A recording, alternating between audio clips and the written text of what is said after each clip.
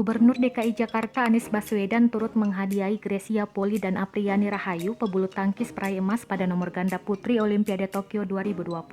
Grace dan Apri masing-masing mendapatkan 1 unit rumah beserta perabot senilai 3,3 miliar rupiah dan uang tunai 800 juta rupiah.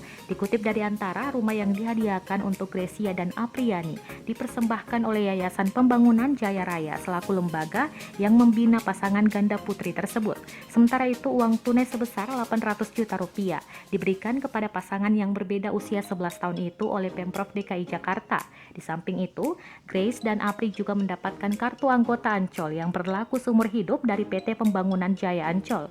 Nama Gresia Apriani juga diabadikan menjadi nama gedung multisport di Komplek PPOP Ragunan. Gresia bilang ia dan Apriani sangat berterima kasih terhadap setiap penghargaan hingga bonus yang mereka dapatkan setelah pencapaian mereka di Olimpiade Tokyo 2020.